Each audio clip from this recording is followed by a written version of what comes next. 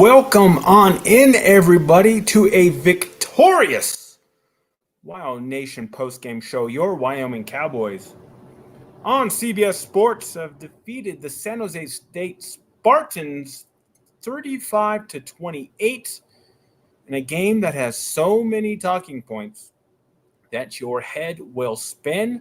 So welcome on in, everybody.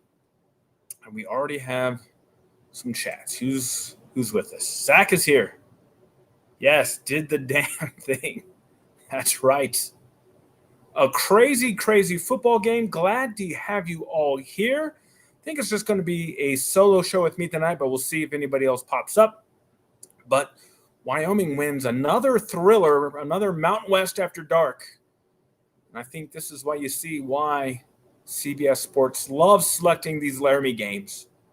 Because more often than not, they come down to the last minute and they spend a lot of time talking about beer snakes, which is quite the thing. But Wyoming wins again 35-28, and so let's get a big round of applause. We've matched our win total from last season. Hooray, hooray. Going 3-9 last year, now 3-3 on this season. A lot to talk about tonight, both good and bad. I still don't think that we're a particularly good football team. I think we're a very poorly coached football team. But in the end tonight, they made the plays when it mattered, and there's a whole lot of things that happened that got us to this point. So we will talk about it here tonight. Again, if you're watching this on YouTube watch it on YouTube. Actually, if you're watching this on X, who knows what's going on with X and the stream. But if you can see this, if it's choppy or whatever, I don't know what Elon is doing. We still need to dig into it to see what's going on. But head on over to YouTube /@WyoNation, and you can be like Zach and get your comments in live here on the show. So, yeah, I don't even know where to begin with this one because it is rather wild game. For those of you watching who can comment, do you remember such a wild game where you get down kind of big, you come back, it looks like the game's getting out of hand, and then the San Jose State quarterback goes out, and that just basically took the air out of their offense, completely took the air out of their offense, and you saw they were so desperate at the end that they put him back in the game, but you can clearly see that he wasn't 100%, but he was still a much better option than the other two quarterbacks that they had in there where they were running that crazy thing. But let's give some mad props to the defense. Once again, coming up big when it mattered. Gave up 28 points in the first half, but none in the second half. Shut them out in the second half, largely due to the quarterback being out, but hey, we created that by hitting them so much. Yep, and Zach says, well, suddenly 10 couldn't catch. Well, yeah, he didn't have his quarterback in there. So let's just talk about that. Let's just take this chronologically, and we'll head through this. But let's see here. Where is he on here? Scudero, 10 catches tonight, 180 yards. I know 4 for 180 with 4 touchdowns in the first half, tying a Mountain West record for most touchdowns in one game in the first half. So here's my question to you all out there, and it goes where I have major questions about this coaching staff, both offensively and defensively. I don't think they can game plan worth a damn because their game plans never work. Now, thankfully for us tonight, they did a great job of actually adjusting, but after the guy had 4 touchdowns, but they did adjust. And the question is why? I don't understand the game plan. A, if both of your starting safeties are hurt and out, why are you repeating the mistakes that you did last year of not changing up your system, playing man-to-man, getting toasted 4 times? But they did make the change, so I guess that is an improvement. They didn't wait until the second half to where if they did the game, right, they could have had 35, 42 points in the first half. But the defense does stop them. And let's see when that last touchdown was for them in the first half. Let me look at the scoring here. They scored their second touchdown with 10 minutes left in the second quarter. So Wyoming effectively pitched a shutout for the better part of 3 quarters tonight. 3 or how about 2 quarters and 2/3. Shutting out. They adjusted after that. So big props to that. Another person we should talk about who had a heck of a game on that defensive line. How about Jaden Williams? 4 total tackles, just looking at the stats here. 1.5 tackles for loss and a quarterback hit. He was just a force in the middle of that defensive line, and the defense did great as well. So, again, so many things to talk about. Clint's back. Yes, good to see you, Clint. Yes, Clint is a regular. Good to see you. Glad you could be back to talk about a win. So Wyoming does something kind of rare. How about a hat trick of touchdowns? You had a special teams touchdown, an offensive touchdown, and a defensive touchdown, which doesn't happen often. If you do, let's just be honest. If you score a special teams touchdown and a defensive touchdown, your chances of winning the football game are pretty high. But Wyoming made this way closer than they needed to. Clint says, what a wild game. Thank goodness for the defense. Yeah, the defense we just talked about. After they adjusted, after they realized that, hey, you can't play man-to-man with backups. I thought they would learn that lesson last year, but thank goodness they didn't wait until the second half to adjust. They adjusted in the second quarter, and they gave their team a chance. So a whole lot of things to talk about. I don't know. Sean's here. Yes, Sean says, gave up essentially kick return TD. Sure. Yep, and that was their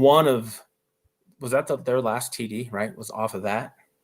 I do believe, was after the 98-yard kickoff return where they only had 2 yards to go on there. But Wyoming wins. A lot of things to talk about. Again, I don't even know where to begin. So if you're out there, what do you want to talk about? I have a list of stuff right here on this, junk mail. Junk mail is where I take my game notes. I have a whole lot of things, but this is when we were losing. I mean, how about the grit of this team? They have the grit and they don't give up, right? So that's something that they had under Bowl. That's something that Salvell has kept. But again, I don't think they're particularly well coached. And I have a lot of questions. It's just, this is a tough one to talk about because I don't know if you play like this, you're not going to be very successful more often than not. So let's just start with the stats and then we can kind of talk about this here. So let's go to the game stats. Wyoming actually outgained them in the final yards. Wyoming gets 400 yards of offense. How about over 300 passing yards? And of course, some of that was due to the game-tying touchdown, right? Charlie Conan getting a big catch.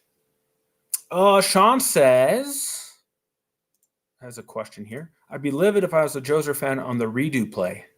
Which redo play are you referring to? Again, so much happened tonight. A great classic game, right? Good for the Mountain West to have a game like this on TV.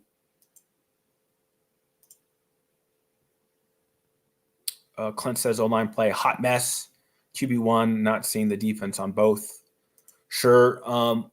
Early, I thought the offensive line looked pretty good, but then they kind of regressed the fourth down. Which fourth down? I'm sorry. You're going to have to treat me like I'm stupid here. Which fourth down? They went for a lot of fourth downs, right? This was a good college football game, and I don't know if you watched today. A lot of great college football today.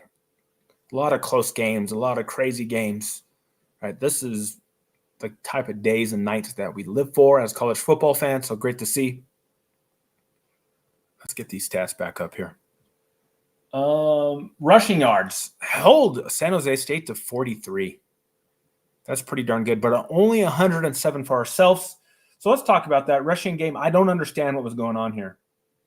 Why are you throwing the ball 40 times and only running it 25? Not a winning formula for this Wyoming team for the most part, but they did win, so that's good. But Harris only getting 9 carries. That's not good enough against Sam Scott. I don't understand why he's not getting very many carries. I was confused about Kelman, but hey, how about him? Let's talk about that. How about the game-winning touchdown?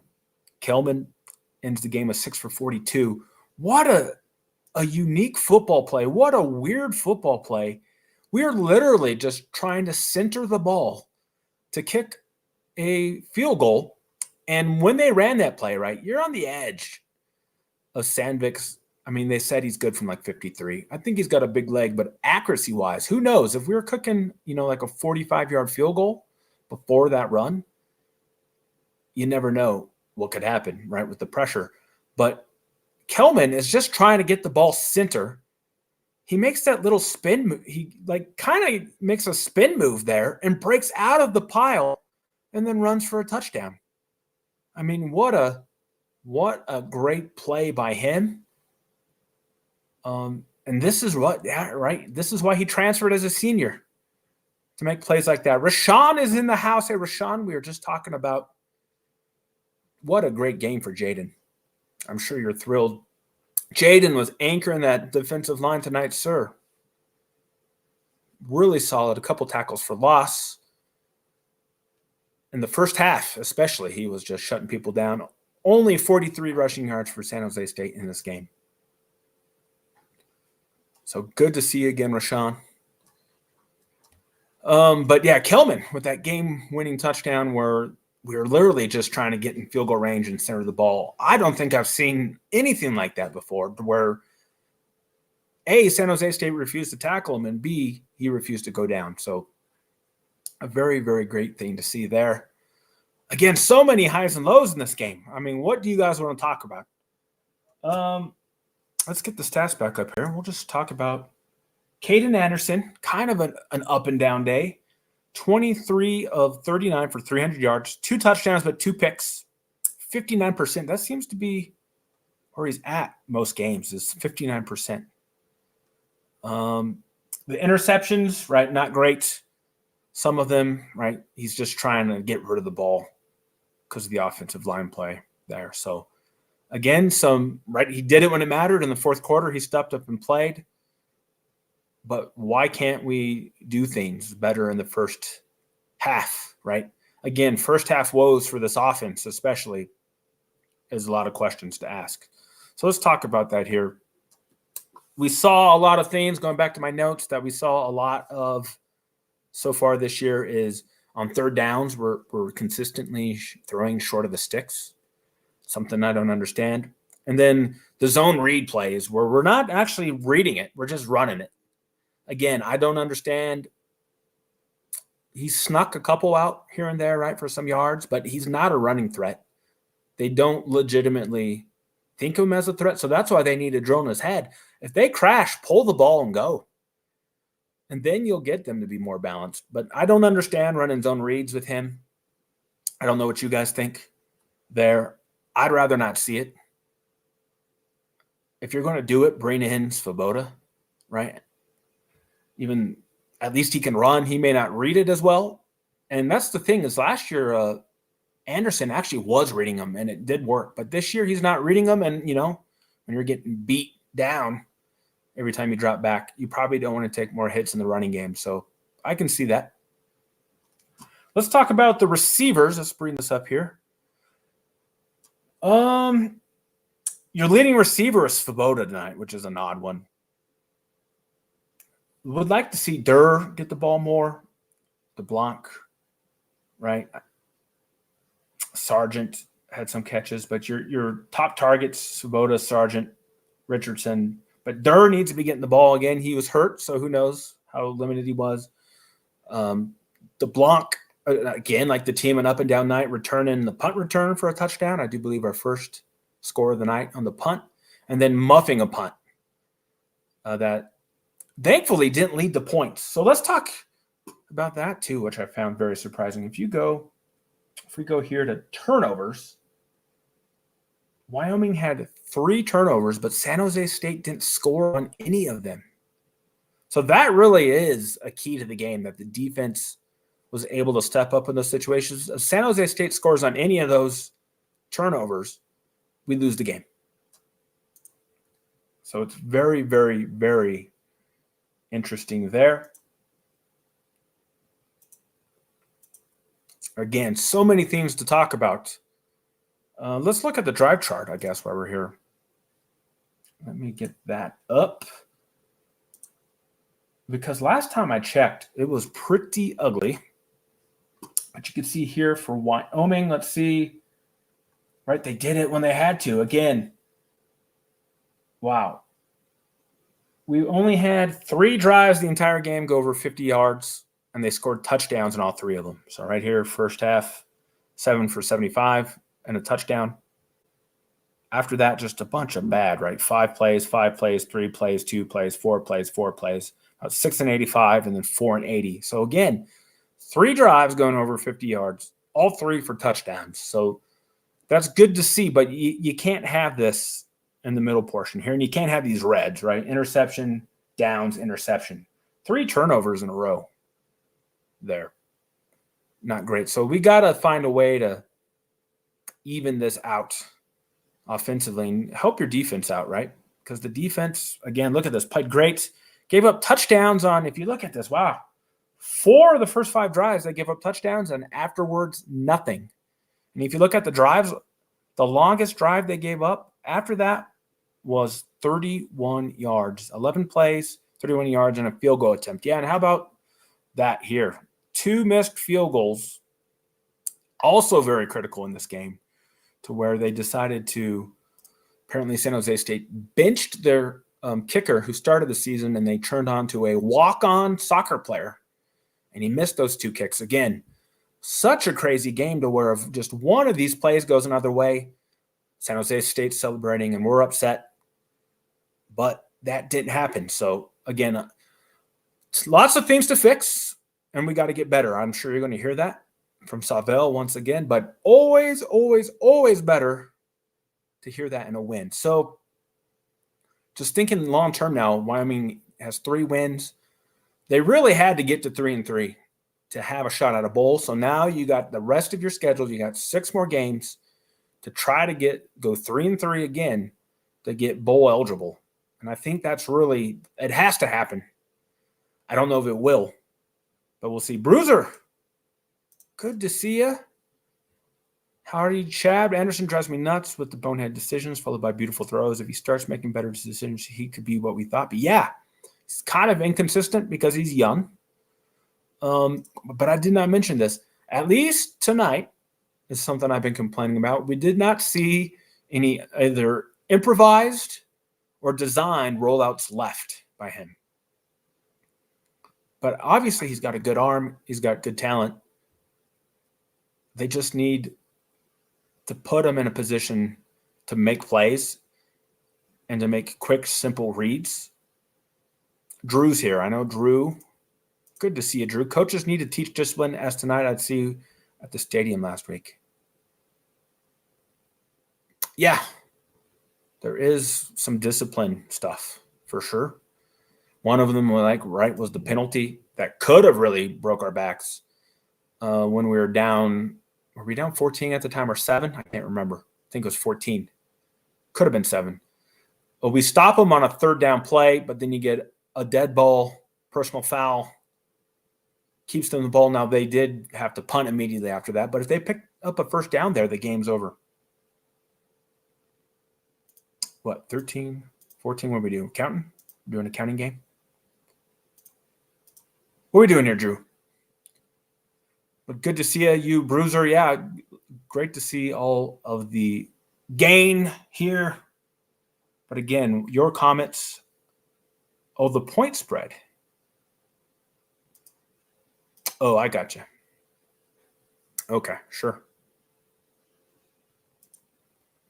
Is it wrong that I feel so right? About what, Matthew? Good to see you, Matthew. I think you made a comment earlier, did you? Or you're just popping in. I saw you on Twitter tonight. Matthew's one of the OGs on Twitter as well. Yeah, I mean, right. don't take winning for granted. A win is a win. We should celebrate wins. So it is. This is, as I said, this is a weird game because there's so much that went wrong. So much that went wrong. Yet they made the plays when they had to in the very end. And I think a lot of that, let's just be honest, is because we knocked out their quarterback. But that's good. That's part of the game, right? Outlaw. Gritty win, but a lot of luck. Maybe. Yeah, I'd like to look at maybe some of the like the winning percentage stuff that ESPN does to see where they were at when we knocked out the quarterback, to see how big of a flip that was. But a lot of crazy stuff. Again, too much to go over, really. Clint's back. What an odd swing of emotions. I've been so disappointed, excited since ranked AFA lost in the war. Boy, was that a great final 10 minutes. It was. Yeah. It sure was. So I know a lot of people were getting frustrated in the second half. We all were, right? And it was right when kind of that middle portion of that second half where the offense just wasn't doing anything. So they just need to maybe just simplify things, I think. I think that's just the number one thing to fix this offense. Is just simplify it and get the ball to your playmakers.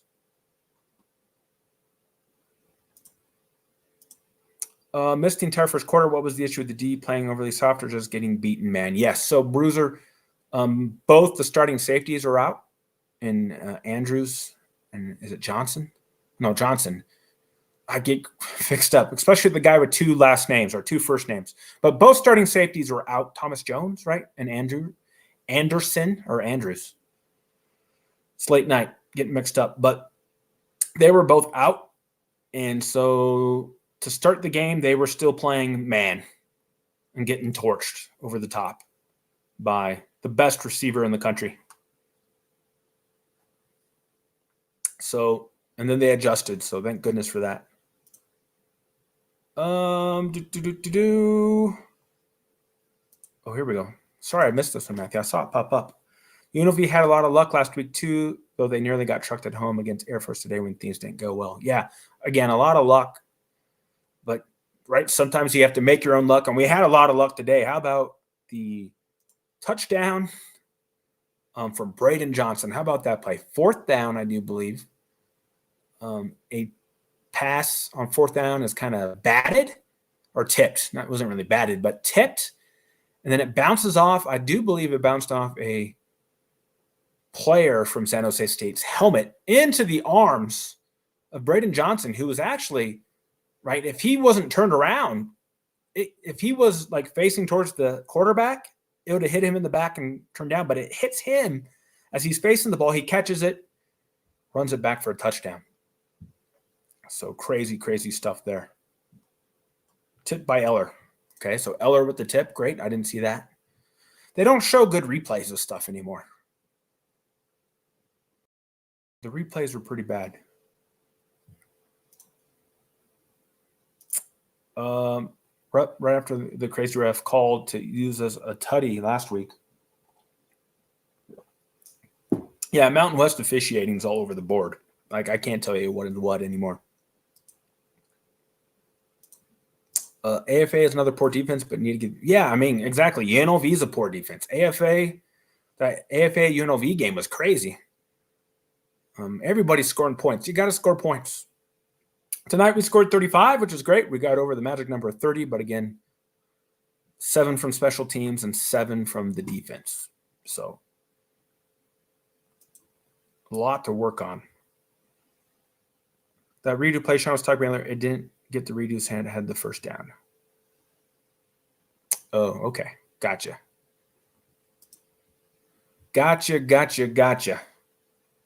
All right, let's go back to the stats here. Mountain West is wide open this year. If we could quit messing around. Yeah, I don't know. I mean, I think it's probably a pipe dream. But you never know. I mean, right? Every game is up for grabs. Like last night, I didn't watch any of it, but I was told that the Sheep just boat raced Fresno, which nobody would have seen coming. So Drew says, I sent a complaint to the Mountain West for inconsistent officiating with a road reply. The stadium sees what the refs see. All right. I hope they get back to you with an official letter from Gloria. I think they're too busy dealing with this Pac-12 situation to maybe. Yes, the Kelman run, Zach. We talked about that earlier. If you missed it, crazy where he's literally just trying to get the ball into the middle so we can have a straight-on kick, and he spins out of a mess of people and runs for a touchdown. I mean, that is a very special run for sure. Very, very special.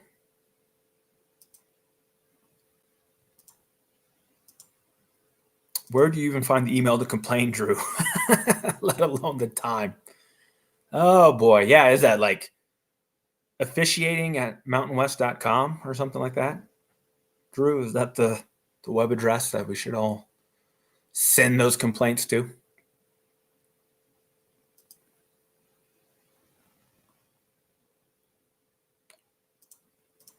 I just sent a complaint to the wife and dog. There you go. That's probably may not be good for you, but it's gonna you'll get feedback at least. So yeah, I mean, I don't know what else do you want to talk about, folks. I mean, again, crazy stuff. Let's see. Oh, yeah, the running back rotation I have is a question mark. Weird, but again, right? Hey, if they stuck to me, if it was me, I think unless somebody's hurt, it would be Harris and Scott getting the carries. But Kelman, right, had the game-changing and game-winning play. So very interesting. Sean says, yeah, it was the play before the pick six. They converted fourth down. They redid the play, and we got the pick six. It was one of the most pivotal. Okay. Oh, I got you.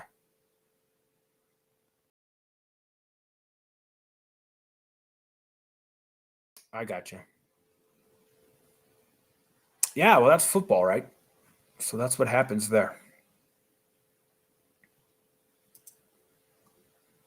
All right, let's bring up the defense because I talked about them a little bit, right? We talked about Jaden Williams, but let's take a look at this. How about Hearns?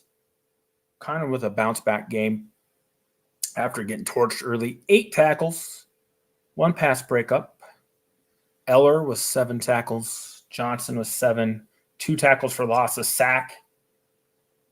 And then he had the pick, right?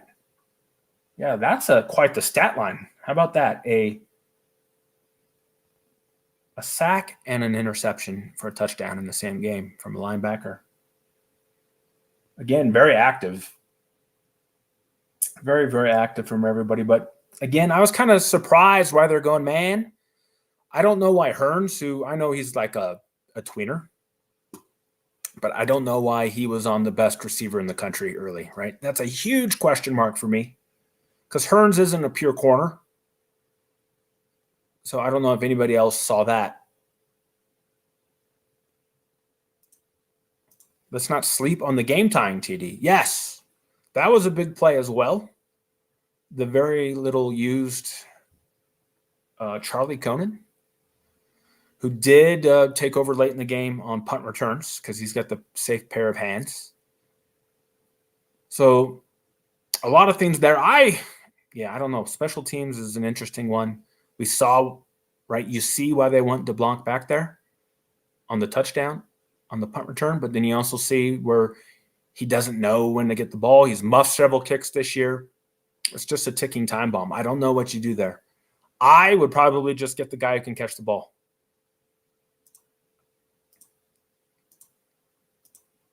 Yeah. I do believe he's actually a scholarship player, I do believe, out of Minnesota. Possession receiver, but he didn't look like a possession receiver there when he was running that route for the touchdown. He looked good. Let's see. Drew says, I was talking to someone this evening. The uncatchable pass can't be PI call.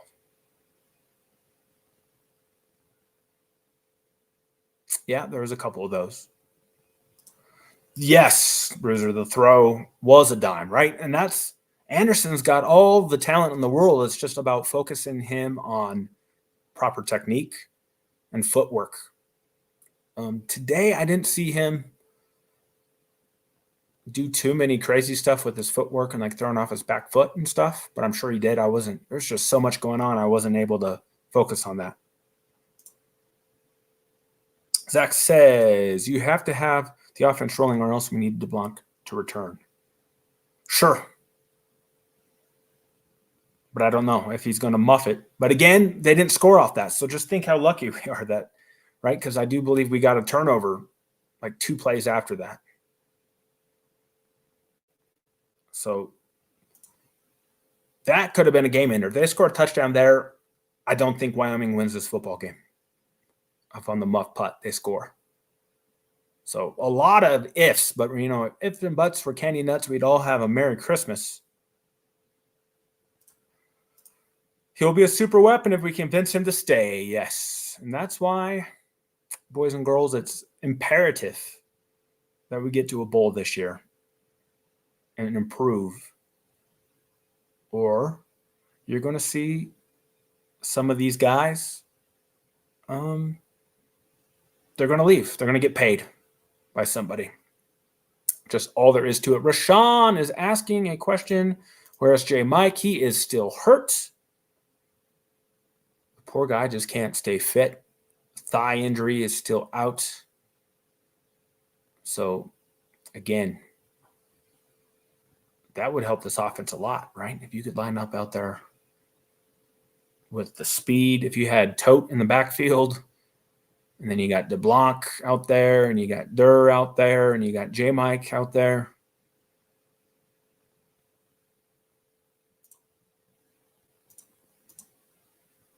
Yeah, he led the team in receptions and targets tonight, Matthew, which is probably not a good thing, right? We need to kind of work on that. Yes, Bull or Seville's probably gone. I don't know. We'll have to see. The buyout's a lot of money, Drew, but you're more connected into that scene than I am. I guess it takes if enough wealthy people want him gone, he can be gone.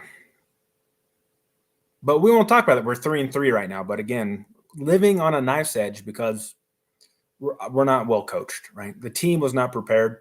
The coaches were not prepared. But they did adjust quicker than they usually do, so I'll give them credit for that. And it won us the game.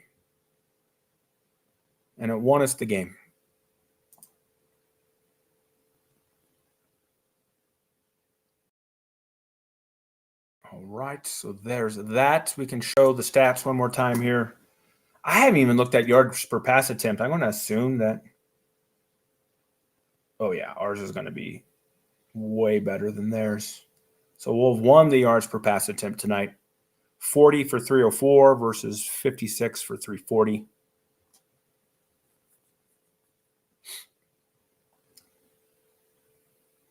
So networks. What do you mean by networks?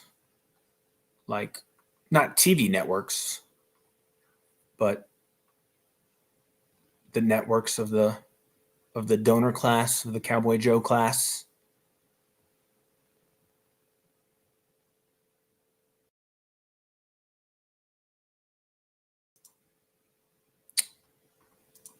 So, yeah, I guess we can look ahead.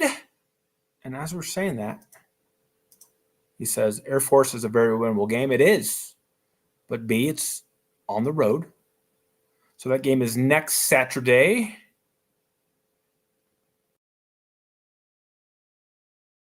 Okay. So next Saturday, I do believe 3:30 or a 3 o'clock kickoff in the Springs at the Academy for Air Force Wyoming. And then the week after that, I do believe, is the border war back at home. Is that correct, everybody? I think that's correct. Don't have the schedule off in front of me, just going off the top of my head there. Air Force is winnable, but they always play us tough. We play them tough. It'll be a close game because they always are, it seems. Again, their defense isn't very good. So, again, we got to find a way to score some points. Drew says the networks deal. They'll have a say on AD issues. What do you mean by that? So the TV networks are going to have a say on issues about our athletic department? It's very interesting. Please explain yourself. So yeah, Air Force next week and then CSU.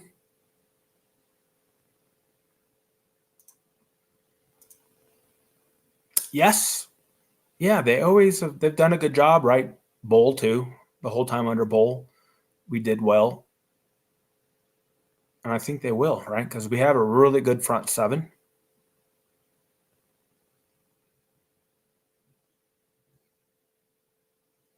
We have a really good front seven. So I do believe we will be okay. But right, it seems with Air Force, it doesn't matter. We could be ranked, which we haven't been ranked for a long time. They could be ranked. They could be a 9-win team. We could be a 3-win team, and we just play each other tough. Bruiser with a parting shot. Can we talk about how horrible the coaching staff is with clock management? Yeah, it was bad. We could talk about the end of that first half. Now, again, a lot of people were talking about, well, you can't spike the ball with less than 3 seconds, and there was only 2 on the clock, which is fine. Let's concede that point. But even on TV, they were like, you can't throw the ball in the middle of the field with, what was it? It was like 8 seconds and no timeouts, and you threw the ball into the middle of the field. Why? Again, the clock management makes no sense.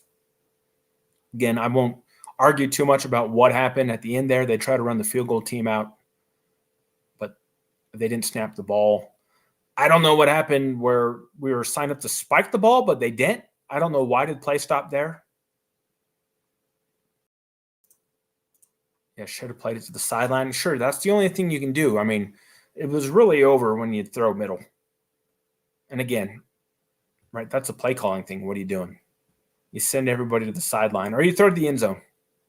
One of the two. All right, Drew says, remember the CBS are friendly to the MNCs. Also bring the pack since they've taken enough on the action. Okay, so I see what you're saying. Okay, I see what you're saying. But I don't know how that works. I see what you're saying, but I don't, unless they're going to give us money to buy people out. And maybe they will. I don't know. A bank loan or something.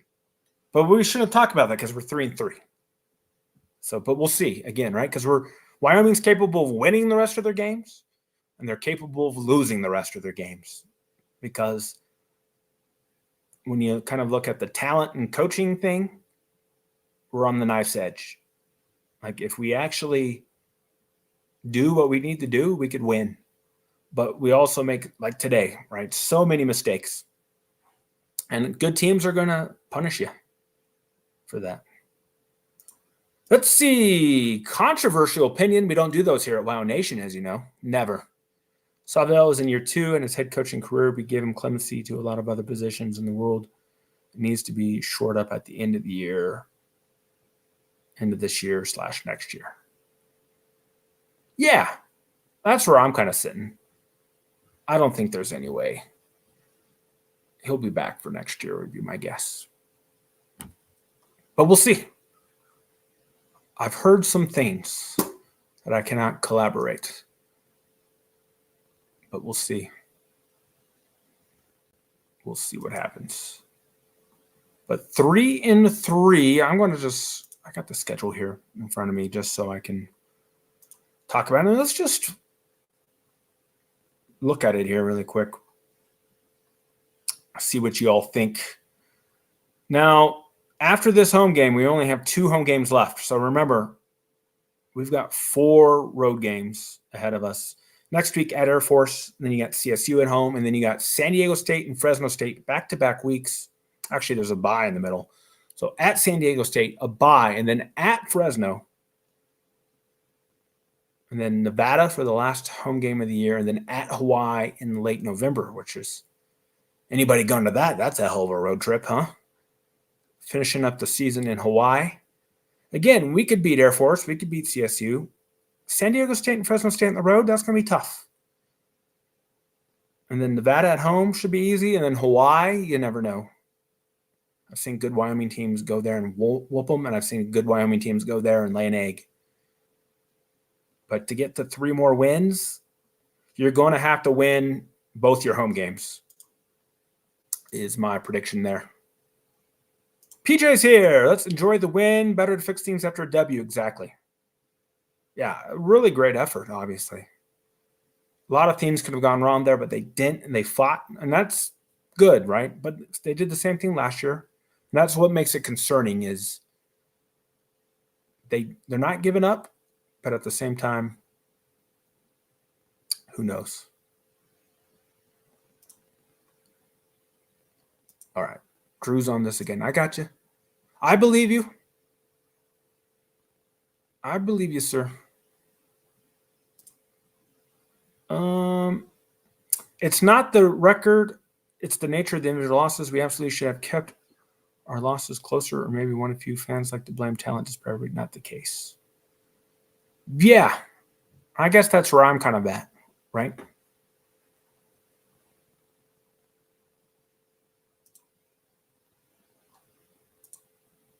Seven, 6, or 6, 7 is realistic at this point. It is. But so is 4 and 8. Right? So a lot of things to fix. A lot of things to fix. And it's mainly for me a coaching issue. Just putting your team in the best effort to be successful. And they're not doing that early. And it kills you, right? You can't fall down. What was it today? Did we fall down 14-0? No, we did get a touchdown because of the punt return. But we were down 21-7 at one point. And we're just not built for that, right? If San Jose State was any good, they'd have beat us. If we don't knock out their quarterback, they probably beat us. So, but again, that's football. Injuries are a thing. We've got our own injuries. Internal optimism is the DNA of us Poke fans. I don't know about that. Don't know about that. But yeah, so we will celebrate this one. Back to 3-3. And now we'll see what happens. But most importantly is to get that home win. If they had lost tonight, Salvell would have been 2-8 at home, which he can't be. Now 3-7 is not acceptable either, right? Because remember when Craig Bowles last season, we went undefeated at home that year, and now we're struggling at home. So you got to win your home games. We got 2 more against the Sheep, a really winnable game. But again, they looked really good last night. And then Nevada at home. So again, who knows by then, injuries and whatnot. But let's hope that everybody gets healthy. Let's hope, right, that we take the good parts from this and we fix things. Because that's all we keep hearing is that things are going to get fixed. But just think if they actually do get fixed, what things could look like. But I'm not going to hold my breath on that.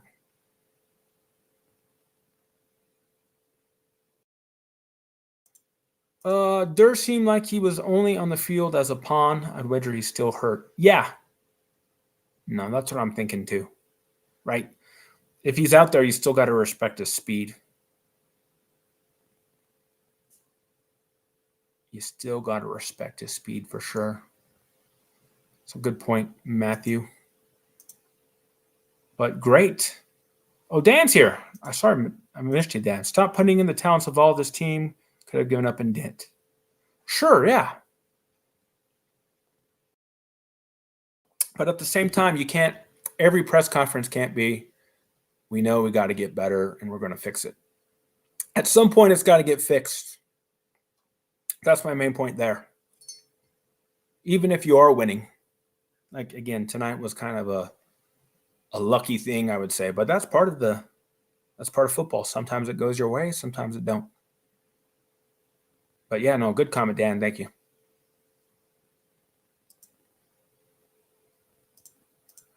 He'll need to fire. Well, yes, I think that is almost a certainty at this point. Almost a certainty. Because the offense, I don't know. I had a lot of hope for the offense last year, especially when Anderson came in, but we haven't seen enough. They looked okay today. A 300-yard passing game is great to see.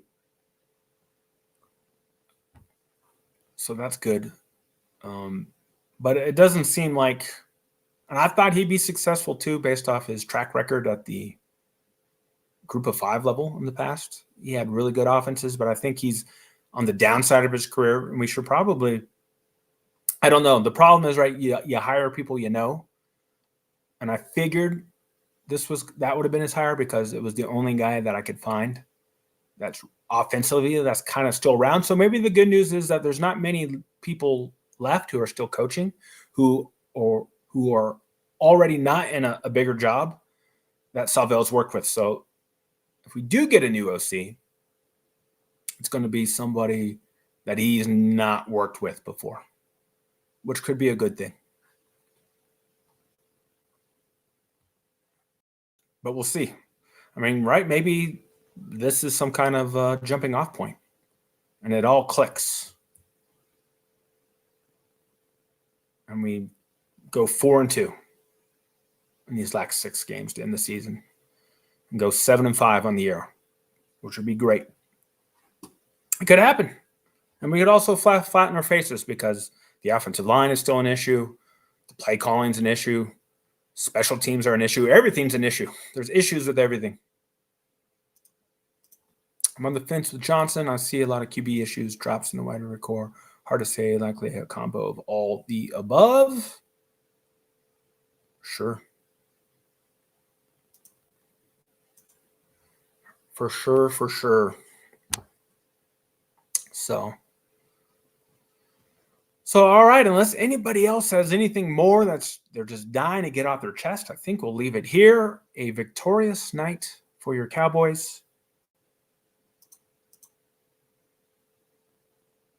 I agree, Matthew. I think getting to a bowl was really important for the psyche. And again, going 6-6 doesn't mean you'll get to a bowl, but it probably does. And we can start looking at that more now. We're in the middle, looking at projections, I know in the past few years, right, there haven't been enough 6-win teams. So if we get to 6 wins, we should most certainly make a bowl. So just 3 more. 3 more wins. And it will be a good turnaround. But as we said,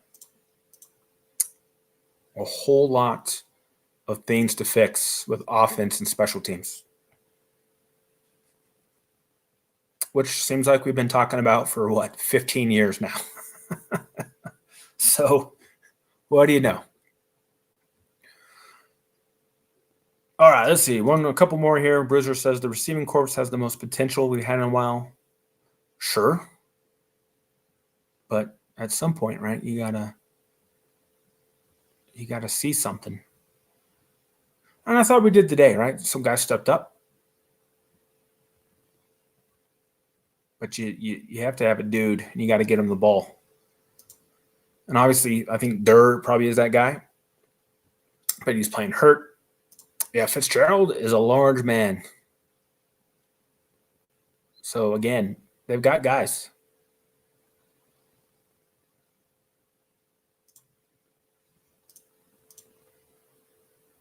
The Mountain West has got 7 this year. I haven't even looked at it. I don't know what's going on. I just know that they're pretty poor, right? The Mountain West lineup. But, hey, we'll take any bowl. Let's get to work to get those in.